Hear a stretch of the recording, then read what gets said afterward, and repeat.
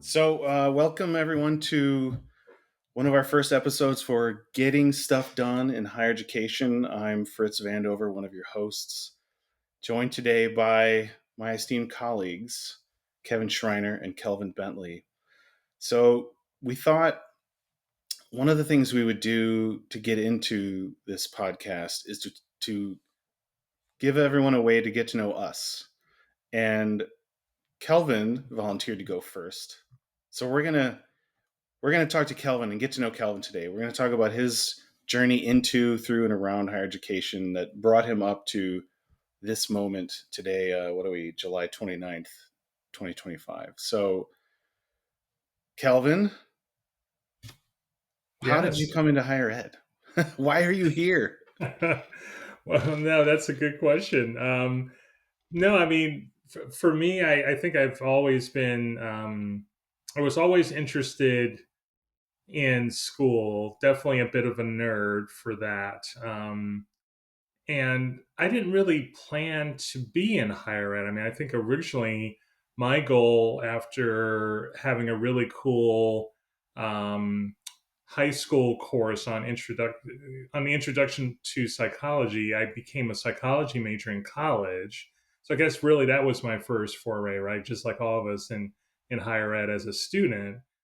And but at that time, because I became a psych major, I was actually very interested in being a therapist more. Originally, when I was younger, maybe because I saw too many episodes of St. Elsewhere and other, doctor shows, I was really turned on by being a medical doctor. But then I think after that psychology course, I was like, well, maybe that'll be a slightly easier path.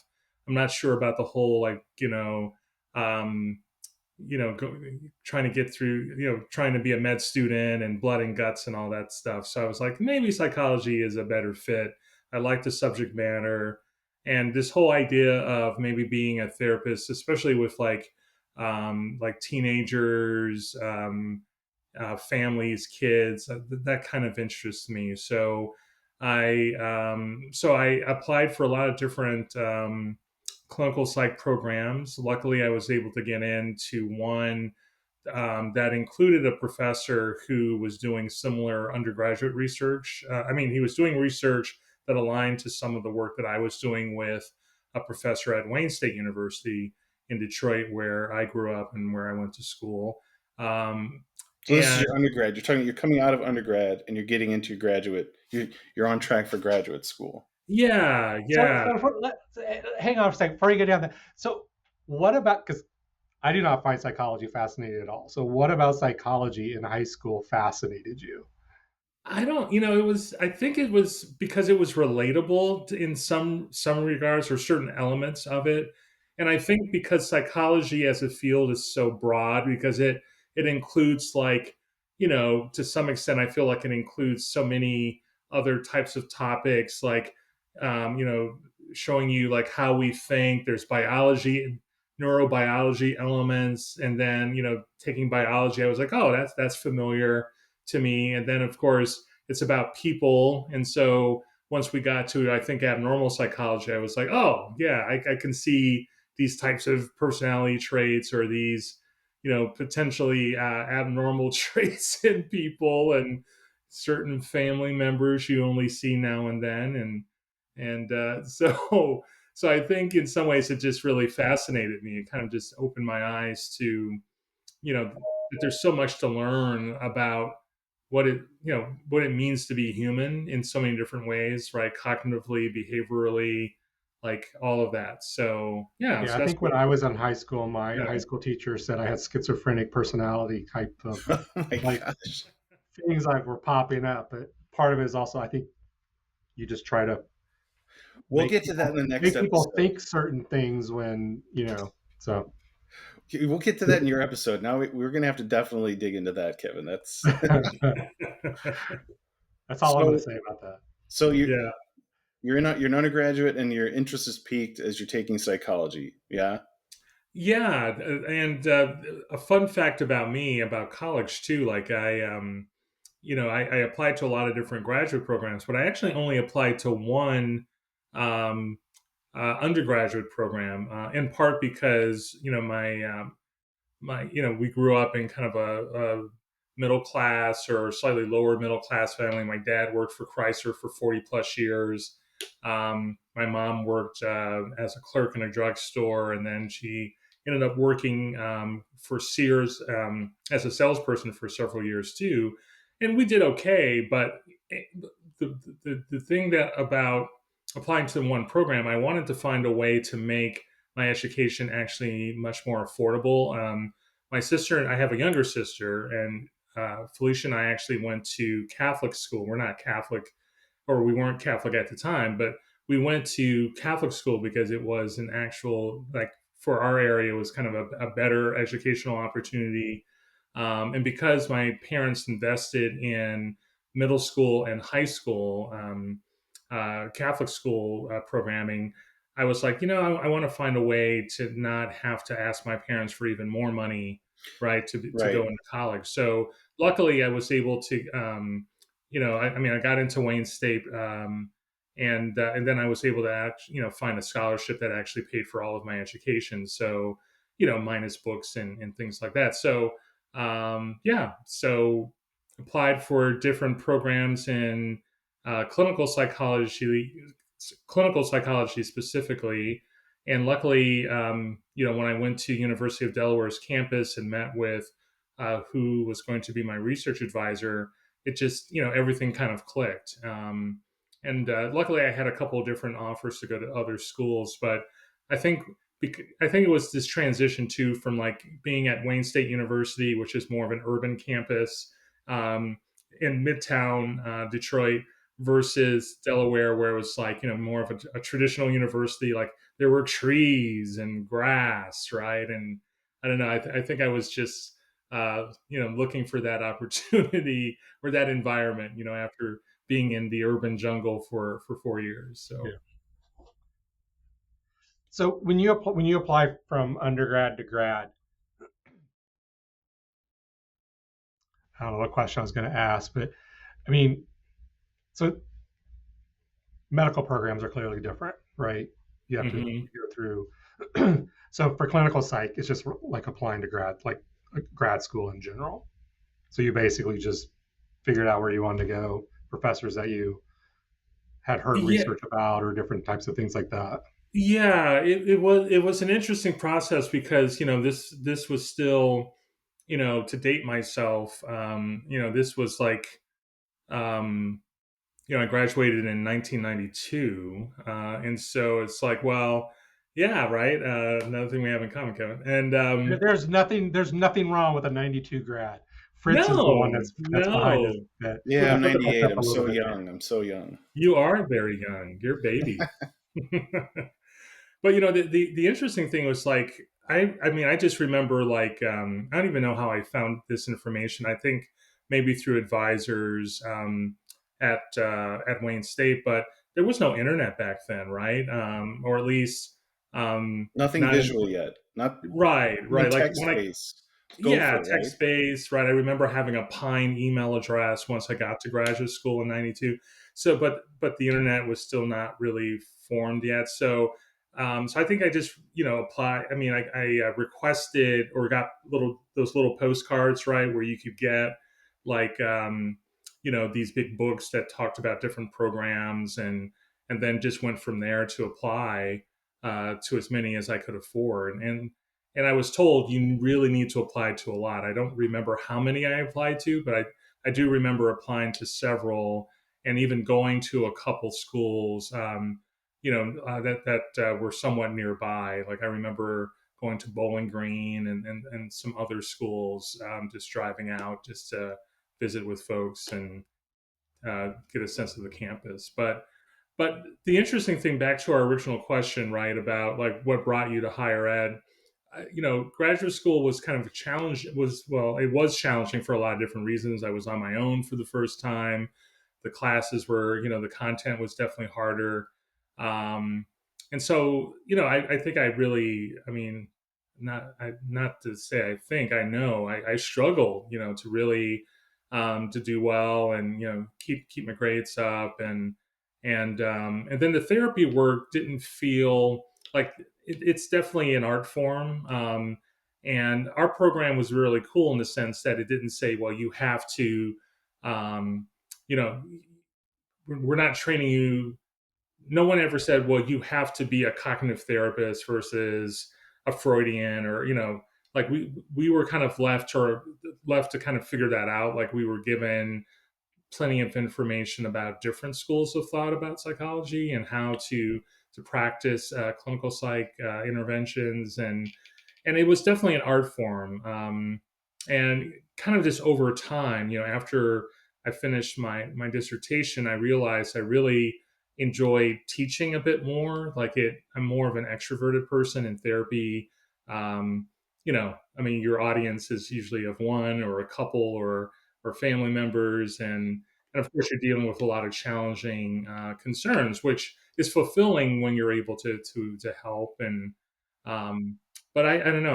I enjoyed being a TA. I wasn't, I didn't receive all the money in the world to be a TA, but I was thankful to have some money from that. And I did enjoy working with different groups of students. I was a TA for the Rat Lab.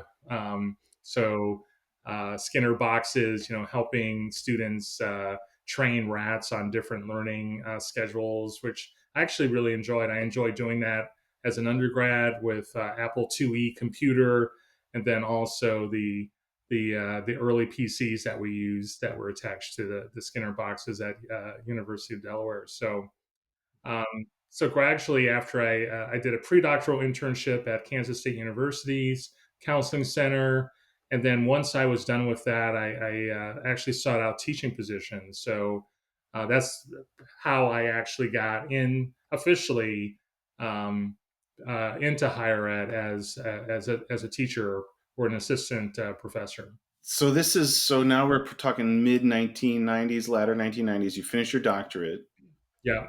your PhD in psychology, clinical Yep. psychology, still technically okay. Yep. Yep. So you start, you're on the market, you're teaching. Okay, tell us about that, what that was like, and then because what I'm interested in is where you start to make this shift from that path into the little branches that start leading towards where you are now. Yeah, I mean, that's the thing with, it's interesting to reflect on this. Like, I feel like this is a cool therapy session, right? We can just like, kind of like think back to all the decisions. So I feel like in some ways I really just got lucky. Like, to be honest with you, I taught at a couple different schools, two schools after I got my doctorate.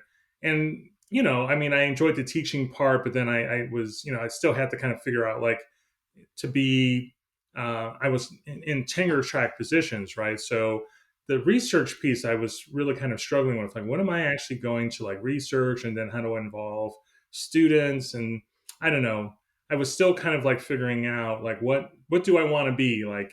Is there a way for me just to teach without having to do the research portion? But luckily for me, I met a woman who um, eventually became my wife. And when I did that, we were dating at the time. Like I was teaching for York College of Pennsylvania, and she was finishing up her graduate degree at the University of Memphis.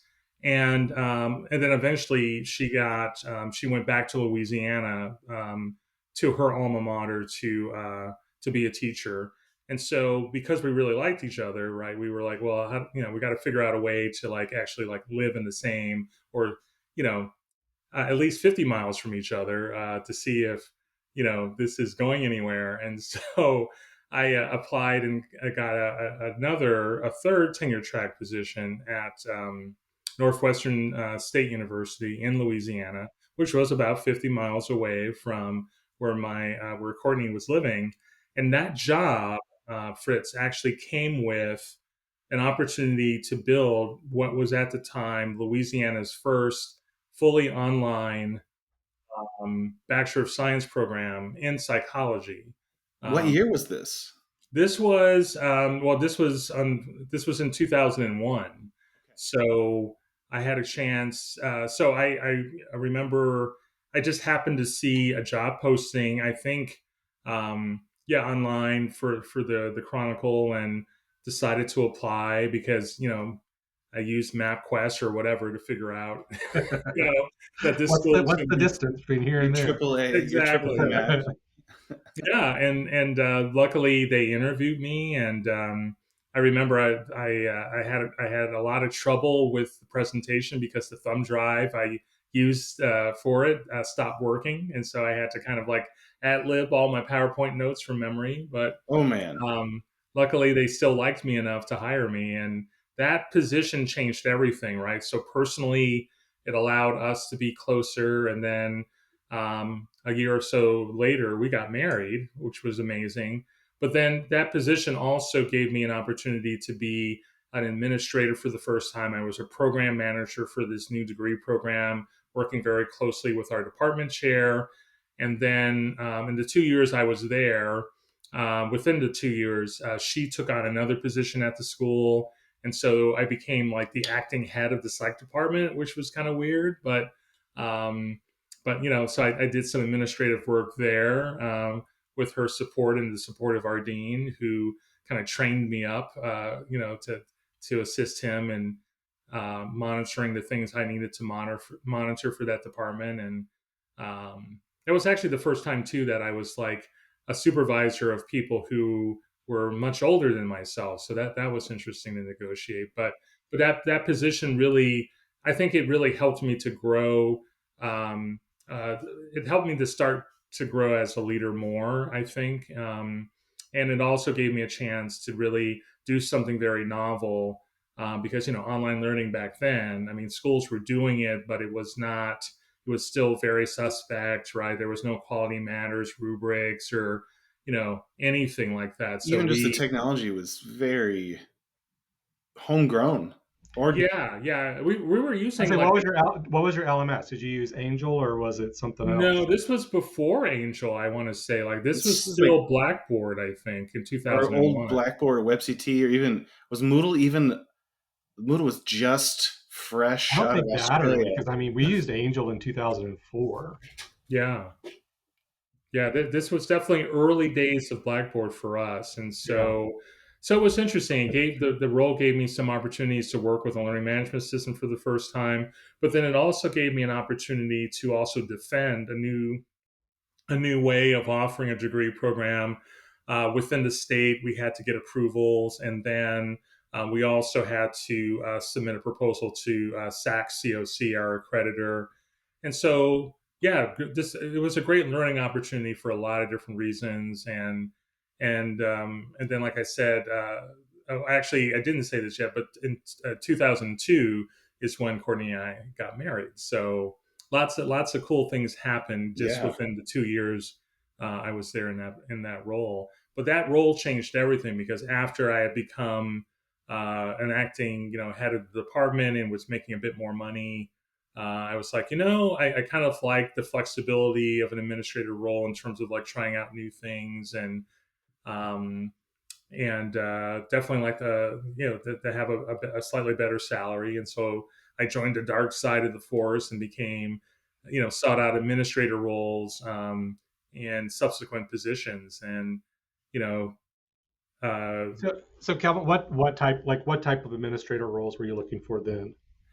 well, I because I had that more recent experience of being a program manager for this psych program's online program. That's the type of position that I sought out specifically, which was interesting because there weren't, it's not like every school Yeah, there wasn't a whole lot of role, school. Yeah. right? It was very novel. Like we hear about it now, like UPSIA has like COLO and these Oh cool yeah. acronyms for things, but that was not the case. I felt like Northwestern State at the time was a trendsetter because even LSU wasn't really doing anything with online learning back then. Um, of course, they're doing more of it now, more recently, even before the pandemic.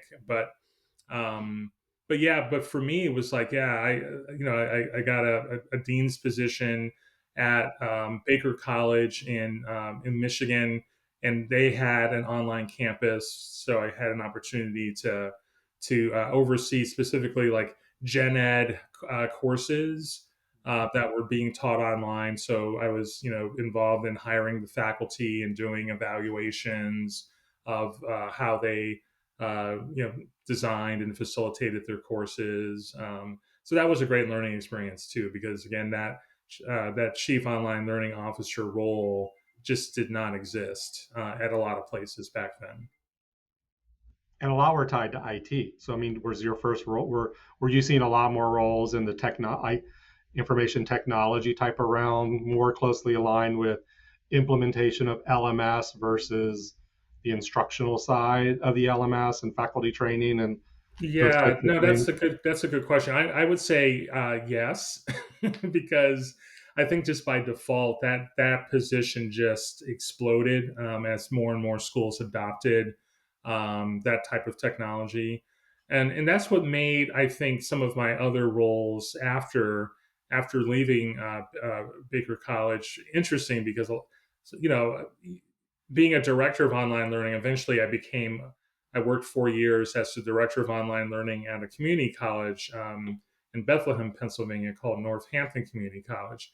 And I remember even back then, like, the chief, the CIO was very protective of anything technology related, and so I had to work very closely with her just to say, hey, like, I want to try new things. I want to try to bring in like Illuminate Live to Oh do my. some online tutoring, and she was very resistant at first, and in part because she said, well, our my staff is overworked right now. And I said, no problem. I'm going to learn as much as I can about this platform, and it's a pilot anyway, so you don't have to support me in doing it. I'll take the lead and work with tutors and train them up on how to use it. And so when she heard that, she actually backed away, and luckily I had support from the vice president of academic affairs to do that particular pilot. But yeah, technology was back then was a little bit tricky. You had to really form the right relationships, establish trust, right, Oh with the yeah. IT teams, so that they didn't see you as a threat to their turf, right? So, Yeah. I mean, back then you were because I was in a very. I'm sure all three of us were, but you were working between different worlds, technology, academic, and there weren't these clear roles yet. We kind of made it up as we went along, right. because and Yeah. you had a foothold in the academic space. You've got your doctorate in clinical psych, you've got teaching experience, and then as you're gaining technology chops, you're able to generate credibility in both. And for me, I found that to be really important as I moved along my career. And so I think we're going to find some very similar themes amongst the three of us. So Yeah, um, well, that's really well said, because I just think it's just true regardless of the position. There's not really a playbook, right? Like, there might be, right? You have a job description, but there's nothing formalized, right? Like, here's a book of things that you need to be thinking about, and these are things to think about when you're working with faculty versus the IT team versus other constituents. Like, you do have to be very nimble, and you have to be a creative thinker. You also have to, I think, be a good listener, right? And listen. I think this is where maybe some of my clinical psych skills came in handy, because like faculty, I remember at a couple of the schools I worked with were very like resistant to online learning. Um, and really, by just listening to them, their concerns, like, it wasn't that they distrusted online, but I think they were just worried, like, oh my god, online learning is going to take over. I'm going to lose my job. And I feel like we're going through this with AI, right? Like, oh my god, like, yeah. AI is going to take everyone's jobs away. Um, But and to be so it's fair, I like, mean, back then it was a yeah, heavy lift to do stuff yes, online. If you wanted to capture video, it was manual. There was so much that was manual. You wanted to build stuff, it was HTML. Or you built stuff. You built stuff, whether it was an LMS. I was at institutions where we built LMSs. We built media for it. It was all heavy lift. So faculty looked at it and they're like, "Oh wow, how am I going to do this without adding to my already full plate of tenure and promotion criteria. So Yeah. Right. Yeah. So Calvin, when you think when you look back at 2001, first foray into online, and then kind of the things that have happened, let's just say 5, 6 years during that time, director of online and all those types of things, and you think now to the role of online or the role that UPSIA has kind of defined as what the colo, who the colo is and what they do. And I think the colo, when I think about a colo, I think of them being, they're just not about the LMS. They're not just about instructional design. There's so many other pieces now. Yeah. When you think back to like what you were doing, how much would you say that yours was instructional design, LMS, faculty development, but you weren't worried about enrollment management. You weren't worried about how many what program was going to be the right program to put in the market.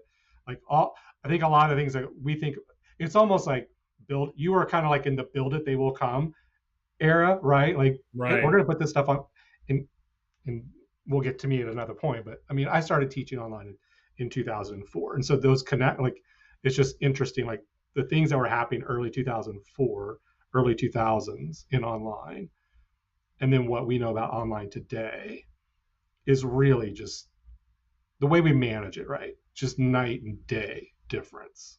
That's Yeah. what I And think. I mean, but you, yeah, no, I think that's right. I mean, I never had, with the exception of maybe when I worked as the vice president of academic affairs for Tarrant County College's Connect campus, which was like a newer campus.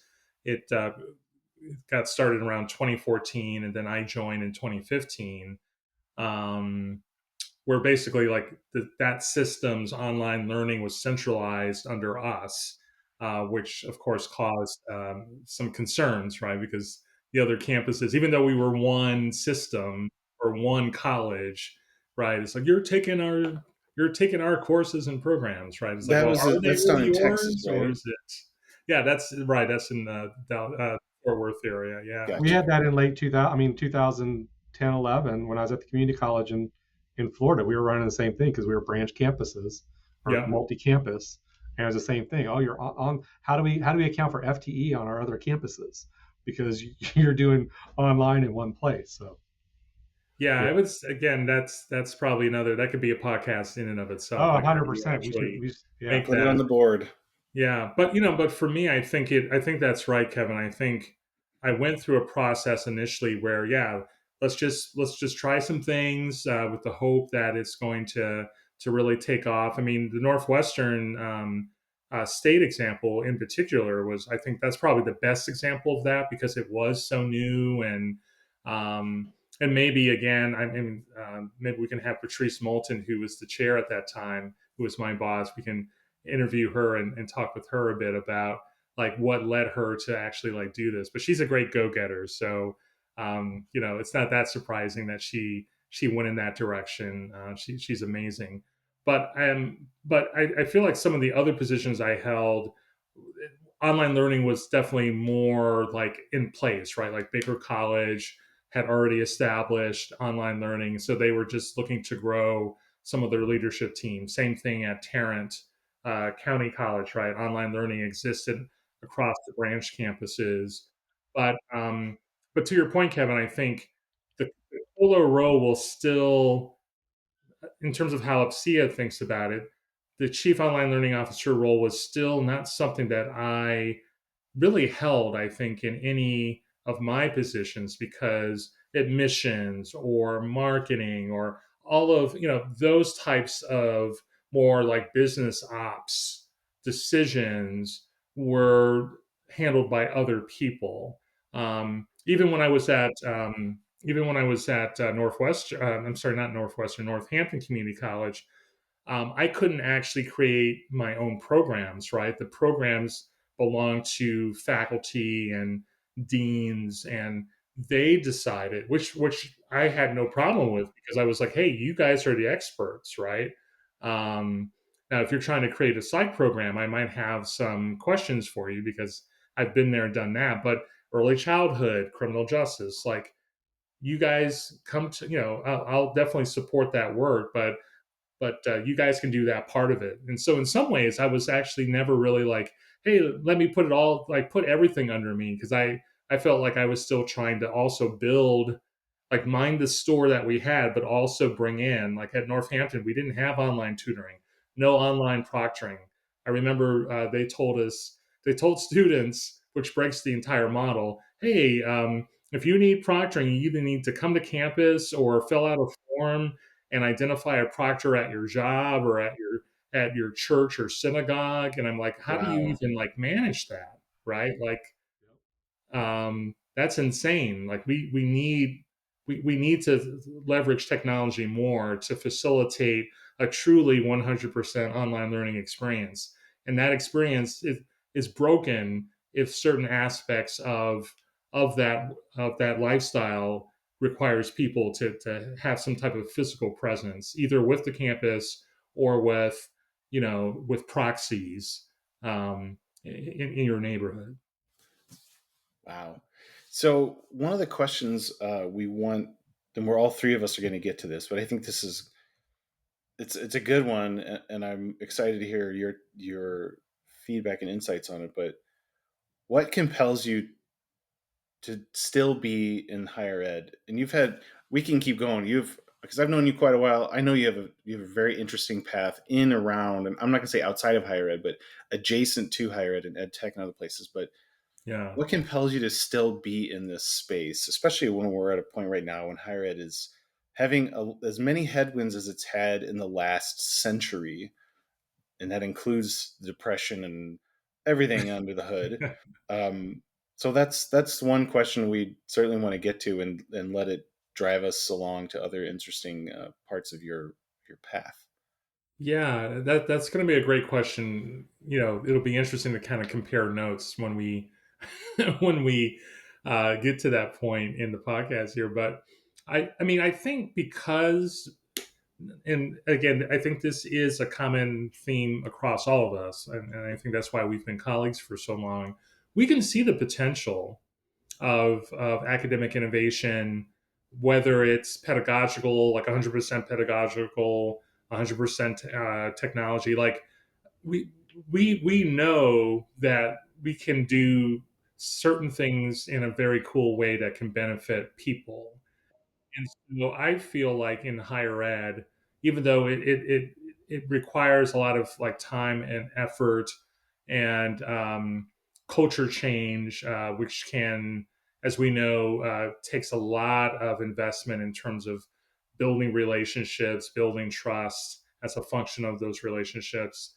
Like, I think that's what keeps me going, because I have worked at schools where we have been able to do some innovative things, and so that motivates me. I almost feel like, we can relate this back to what I mentioned earlier about different learning, engagements with rats and Skinner boxes, right? Like, there's, in learning and motivation courses in psychology, they teach you about like, what is it called, the partial reinforcement effect, where if you if you do get reinforcement continuously, right, you habituate to it, and you stop hitting the lever to get food, because it's like, I can get it anytime I want. But I think in higher ed, because we've been able to actually, like, influence the matrix in whatever ways, right, we can bend the spoon a little bit, do some things. I think that keeps us motivated to continue to explore, well, what else can we do? And I think I'm also just driven, like we all are, about the fact that higher ed definitely needs some innovation.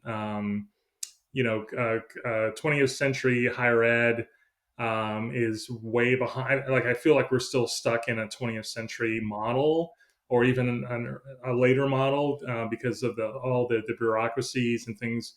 We're very institution focused instead of being learner focused, as we all know.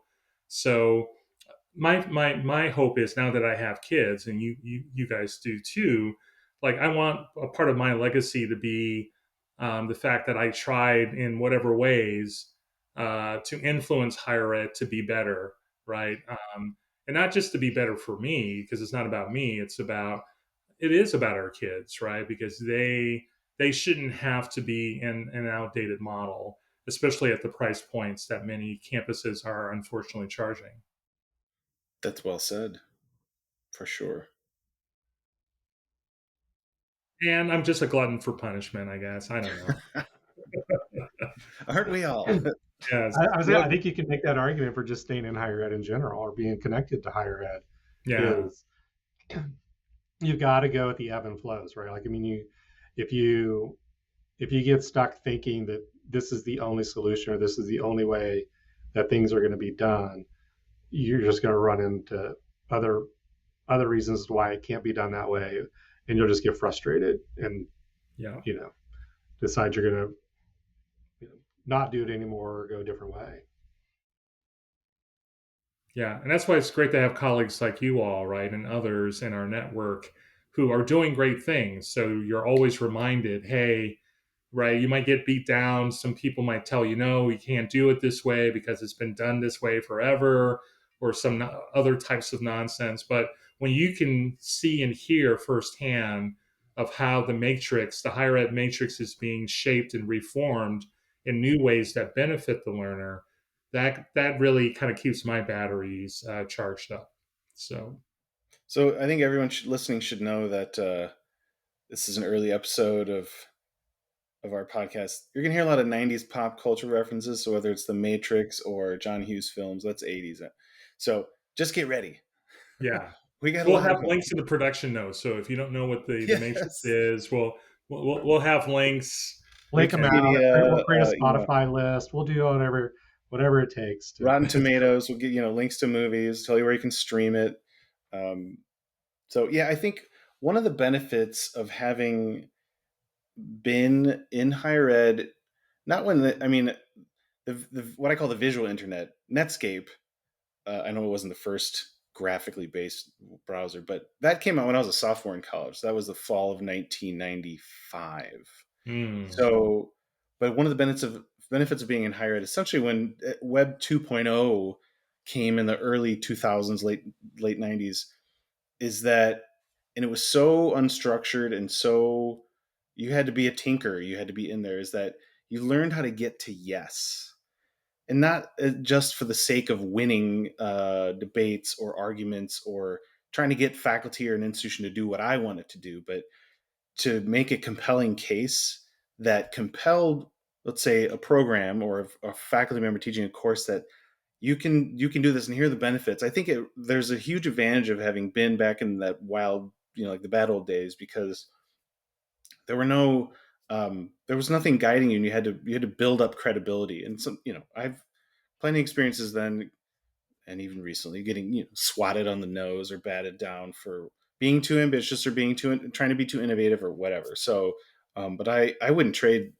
that experience for anything, because it really taught me how to move between these what are essentially cultures inside of higher ed: the culture of faculty, the culture of academia, the culture of IT, and the tech space of higher ed, the administrative cultures, all those levels, the staff culture. I mean, even beyond IT, there's an entire different cultures in the staff world. You have to be able to negotiate them, otherwise, you don't go anywhere. You just run around in circles, get frustrated, and then I've seen people leave higher ed over that. They're like, "This is instructional designers and others like, this is too frustrating," and then they go out into the private sector, into whatever, doing instructional design for yeah, corporations. yeah. No, I think that's again spot on. I mean, I feel like in my career, and maybe you all feel the same, like it's been great to have that opportunity to tinker, to build those relationships, but then you don't get a chance to do that without also having the right leaders, right, to kind of you know give you some slack, right, give you the ability to try some things. And so I feel like at a couple of the institutions I've worked for in particular, like Northampton, having a supervisor like Mike McGovern, who is the VP for academic affairs while I was there. I mean, Mike was great in terms of saying, hey, I'm going to allow you to do these things, but on a weekly basis, kind of keep me posted. Let's unpack any issues that you're having. But just him offering that to me meant the world, right? Because that really opened up opportunities. And not to say that it was that I was bulletproof, right? Like I still took my licks, or had to deal with faculty coming in not happy with, let's say, not getting enough online sections because there and at other institutions, many faculty were like signing up for way too many online sections, right? And which was then causing them to neglect at times some of the students in those sections because they were teaching face to face and online. Um, um, and that happens. I think that happens regardless of the modalities sometimes because, again, we don't pay our faculty enough or well enough. And so many oversubscribe instead of saying, hey, no, let me just stick with, X number of hours that I can more comfortably cover. And so, yeah, I just feel very fortunate. And learned a lot. I've also been a part. Higher ed is swatted back in very unexpected ways. I've been a part of like Say more. reorgs. I won't name the institution, but I worked for an institution where I was hired by the provost. And a few months later, the incoming president decided to decentralize online learning back to many of the branch campuses. And so all of a sudden, when the music stopped, I didn't have a seat anymore at the table. Um, the flip side of that was, I was able to get some severance, and my family and I went to Disney World. So there's that.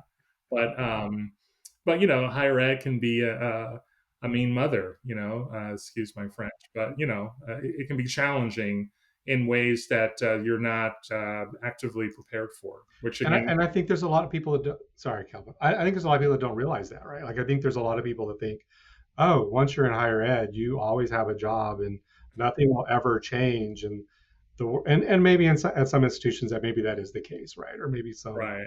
some Well, roles. and that's the But interesting thing, but right? Baylor just went through that. Baylor, I mean, just recently, you know, there's folks at Baylor that don't have a job right now. Yeah, and being an administrator, right? You don't always have that fallback of being a tenure, going back to a tenure track role. Like once I made that leap to more administrative roles, that was devoid of anything. Like I didn't have like a tenure track position to go back to, so that's where it was tough, in a couple instances. And of course, I still learned. I still learned a lot. Still got a chance to work with people at a couple of these positions where I was there for only a hot minute. But that, yeah, that is something to just be mindful of. It's like um, just making sure as you're thinking about your next role, just making sure that you continue to read as many different tea leaves about where your position, how it's valued. Definitely be at the table when those strategic plans come out, so that hopefully there's some dots that connect back to that strategic plan, such that then your position is more legitimized longer term. Um, but again, we all serve at the pleasure of someone, and if that someone doesn't want you at the table anymore, it's not much you can really do. Yeah, and even I mean, you know, there's the negatives and there's the positives of all those things, right? But I think also, and I think it's one of the reasons why the three of us are together and kind of having this opportunity to do this podcast and thinking about how do people get stuff done because we've all seen this from a different perspective, inside and outside, and Yeah, have experienced it in different ways. That it does help you kind of just step back a little bit and just go, there's maybe two or three ways to think about looking at this. But I do want to touch real quick, just because you mentioned the tenure track. Do you regret not doing enough to get tenure? Like if you think about your career now, where you are, and the yeah. length of your career, do you regret that you didn't take the time to finish a tenure track role, have tenure, so that later as you go into these administrative roles, and granted you had no idea where you're going to go, but if you think back, Right, right. would you have said, I really wish I would have stuck it out and done that tenure track role to have that? Or for you, did you think does it really make a difference? No, that's a great question. It's in large part because I don't think I have been asked the question, and I don't know if I've actually reflected on that decision to leave academia in terms of being a professor behind. I think for me, it felt right. You know, starting back at Northwestern State Forward. I think probably one of the things, if I could go back and do differently, because I have been able to do some like part time consulting kind of in between jobs as I've been looking. Like, I wish maybe I had done a bit more of that even earlier on, just so that I had that experience. Now, granted, when you're already working 40, 50, 80 hours a week, you don't always have time for side gigs. you know um Even though sometimes I'm like, man, maybe I should get an Uber, just to have some money to give to my kids when I ask for gas money or whatever. Although we have electric cars, so gas money is irrelevant. It's more about other things they need. But you know what I mean? Like, it's hard to find that extra time. But I think now, as I'm getting older, it would have been great to maybe just have, maybe if it's explored even more those opportunities, such that um, within my network, I would have maybe had an easier way of finding some part-time work in between. Because I think when my job went away at the one school that I referenced earlier, where I was hired and then fired, and even the HR director was like, "Why did we even hire you? Like, I feel so bad this happened." It would have been great to have had that consultancy base to fall back on. But I don't miss the teaching, having a tenure track role, because I felt like that wasn't the right fit for me.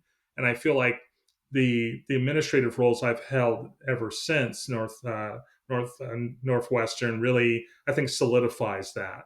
I think you're Yeah. going to find that amongst the three of us is that one of the reasons we're in the spaces we are in this intersection of higher education and technology is that I wouldn't, maybe we pushed back on that notion of faculty path is the path. If you want to be in higher ed, you want to be faculty. So when we get to my episode, I was never in a tenure track role because I never, my initial PhD, I never finished. I stopped at the master's because I really saw that I don't think I want to go this path. I see a much more interesting one in this intersection of, at that time, history and humanities with technologies. So in the context of higher ed. So I think we're going to find that we're old-ish, and yet we've been in this space since its infancy in the late, for you two, early to mid 90s. For me, it was, right around 2000, 99, 2000. So I think we're going to find that a lot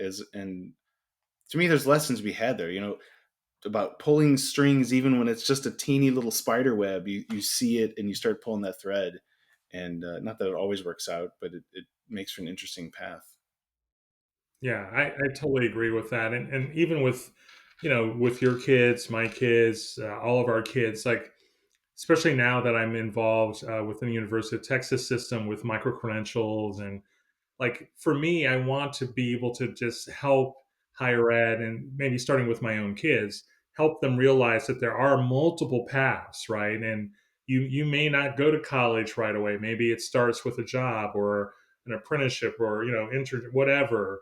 But we have to kind of get outside of our bias, right? That college is the only pathway, or being a professor, right, is the ultimate opportunity because you can have a job for life, right, whatever that means.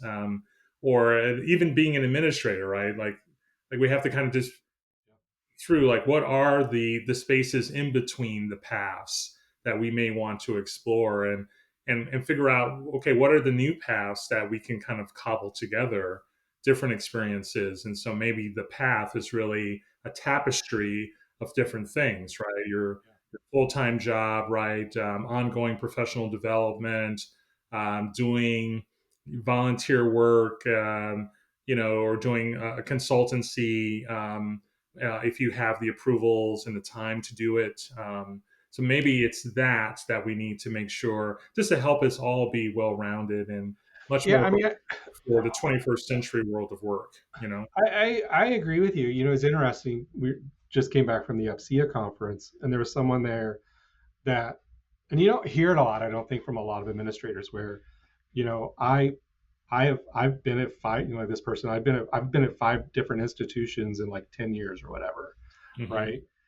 And I've even shared this with other people that I've mentored that are thinking about how do I how do I how do I evolve in my role, or what do I do within my role? And sometimes my response is, have you looked at doing it outside of the current institution that you're at? Like, have you thought about going somewhere else to gain some other knowledge and to get some more information to broaden your depth and reach of who you are? And I think sometimes we just get locked into this, that because again, I think higher ed puts that perception of you're going to work here for 40 years and you're going to retire and you're going to, and life will be great. Maybe, but I also don't think there's anything wrong with going to multiple institutions and having those interactions with other people, and especially like I think about all the places where you've gone, like you've gone from large city, right, Detroit, to Yeah. Delaware, and then to the south, and then around, and then back to the south. I mean, we can call Texas its own country if we want to, but you know, you know, and so you're not only are you getting the experiences of the different places that you have been at, but you're also getting different perspectives because of the regions that you've been in, and the people that live in those regions. To your point, the community, volunteering in the community, part of the community, like all of that is kind of it shapes the way that we also think about things. And I think sometimes we can get very much blinders on, and we only can see what we deal with on a day-to-day basis and don't realize that there's other things going on, and for some people there may be better opportunities somewhere else if they'd be willing to take that leap of faith and go do that. I mean, Right. I'm finding higher ed, and so I turned 50 this year. Congratulations. Secrets out. Yay. But so I've been in higher ed a good 25 years now as a staff member and with stints in graduate school and then some adjacent to higher ed. But I'm noticing in a lot of ways you have to move, you have to step out to move up. If you want the steady progression up through an organization is not, and not that it was always the case that that would happen, that you like the 40-year career at one institution, you just move your way up. But internal promotion is not always, it's not always easy and it's not always clear. And what I would tell myself looking back is don't wait. Don't when someone's like, "Oh, just it's going to happen. Just wait, just wait." When someone says just wait in an institution or in whatever, in any job you have, that means be wary. Because it often means I don't want you to move up because of whatever reason. I'm intimidated by you. I don't like you. I think you're better where you are from their positionality. You're a good worker, and I don't want you to move up because then I don't get you good work in that niche anymore. So, Yep. um, Yep. yeah. But I do think it's a different conversation from an administration standpoint, from a faculty standpoint. Oh I yeah. mean, I think a faculty member, it's easier to stay somewhere for 40 years because you can do that, 5 to 10 year tenure track role, and then you can become a department chair, and then you can become an associate dean, and then you can become a dean, and then you become a VPAA. Like there's a path, like there's a way for you to kind of, or you can just stay a faculty member, but there's a way for you to kind of do that.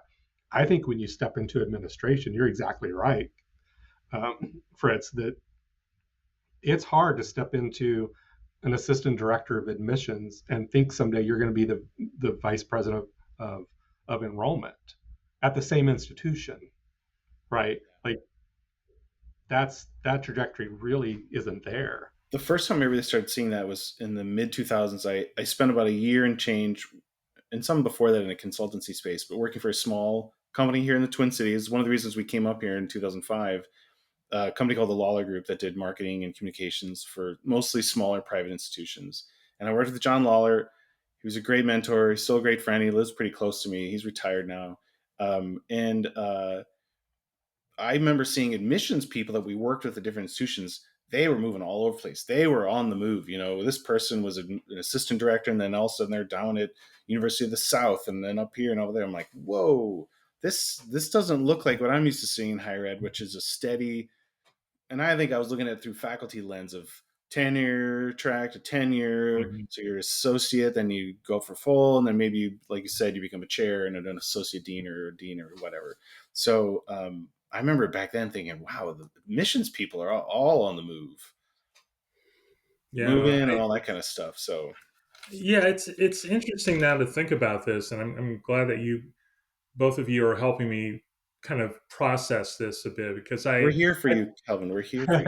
yeah, no, Yeah, we I can be your counselors. As much as we despise This is a safe psychology, we're space, and here we're going to for you. broadcast to everyone who wants to listen. It's all good. no, this is excellent because it's like a catharsis, but then it's also like I feel like in some ways this is like we're unpacking just one small aspect of a dirty little secret in higher ed, right? That you have to follow these prescribed paths, um, and maybe the dirty little secret too is that higher ed needs to do a better job of succession planning. Like it needs to figure out what these new paths are and to really kind of help people navigate that and support them perhaps more Oh and yeah. not be shocked when someone is like reached a point where they're like they want to do something differently and they're told no, your experience doesn't match the next plateau. Like we need to be supportive of folks, right? Like even if that means they need to leave, we need to find a way to assist, right? And maybe a part of that is just ongoing continuing education opportunities and professional development opportunities, and to celebrate when someone does leave.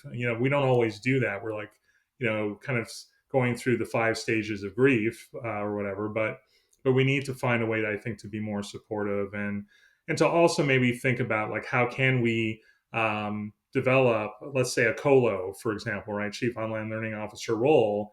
Maybe there are some newer roles that need to have a seat at the larger tables now more than ever, as schools are really trying to figure out are they going to be around for the next 10 or 20 years because students the enrollments can be much more fluid, especially in places like Pennsylvania, for Oh example, yeah. where we're and Kevin, you can teach tons of graduate courses on this, right? About demographic cliffs and things like that. So I think we need to have an episode where we. I do have another question for you, Kelvin, but we need to have an episode that's best and worst advice in higher ed you've ever gotten, like the snippets. Someone told me, without naming names, of course, but we could have mm. a call-in show for that one. Yeah, that'll probably be a better call-in show. Yeah, yeah. It would be like car talk. So what's we're talking about all this professional development and reflecting back, looking forward. So what's next for you? Well, that's a great question. I mean, my hope is that I can kind of just in general, regardless of what happens in terms of positions and things like that, I still want to be very active in the academic innovation space, and uh, and I think there's just so much more to do. Um, my hope is that I can continue to also, now that I'm doing more stuff around like workforce development and work-based learning, I want to do, I think, more of that work in particular. I think in part because I've gone through different job moves for different reasons. I've lost the opportunity to have a job a couple of times, as I referenced before.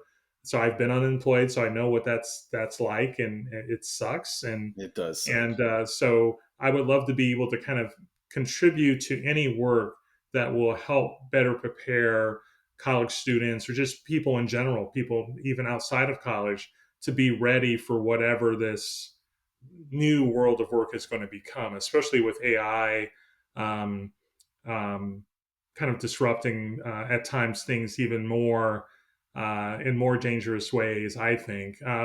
But potential, I think there's still opportunity with AI, but I think there's a lot we don't know.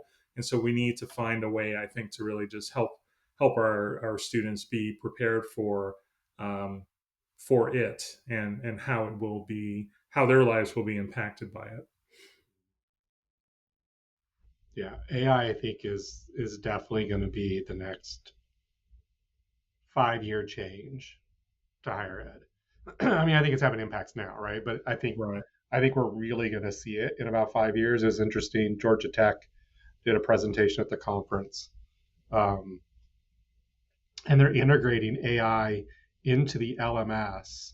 And Georgia Tech, I mean, predominantly, I mean, their programs are run more MOOCish than they are traditional LMS, right? So, but they're Hmm. integrating this AI that basically, when you do your introduction of who you are in the class, this AI will go through and find people with similarities or geographically where they're located or whatever, and they'll send an email or a text to both students and say, "Hey, Fritz, you might be interested in connecting with Kelvin because Kelvin is also interested in mountain biking and he lives in New York."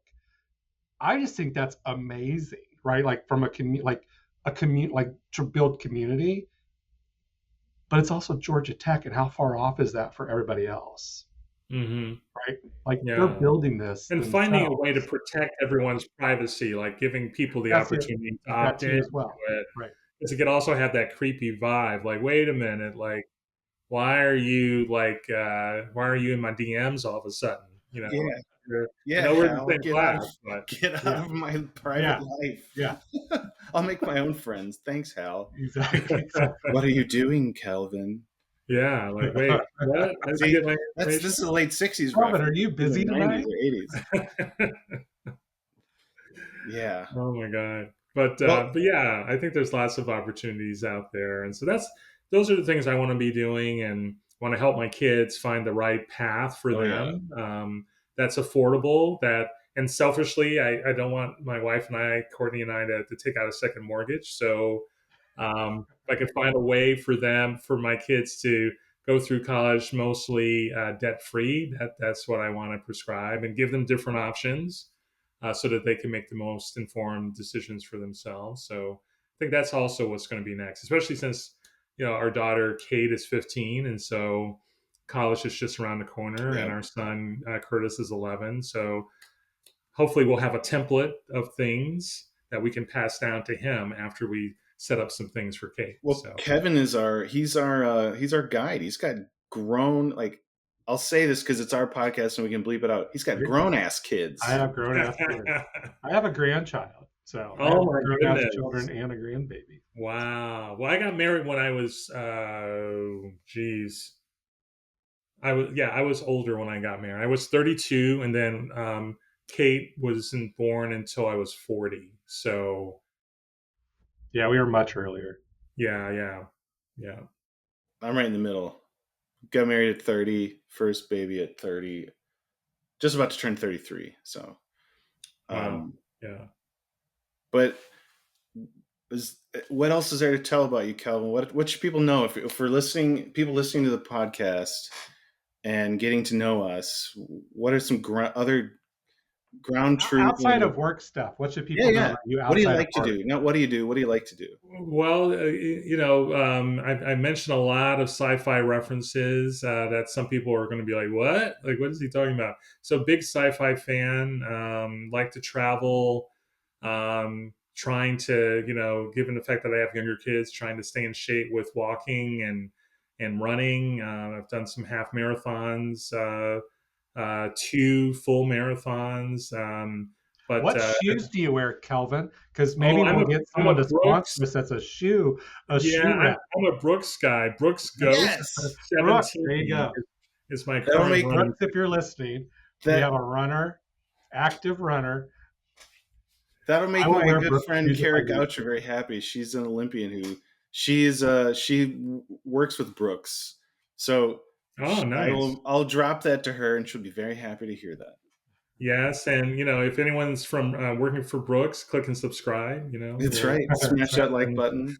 But yeah, those are the things. Definitely like to travel with family, and also just collaborating with folks. And if anyone wants to connect with me, my LinkedIn information will be available. But yeah, I'm just excited that we're doing this podcast together. It's been a dream of mine to get together with cool colleagues like yourselves, and so looking forward to our upcoming intros for both of you and our upcoming guests down the road when we have them.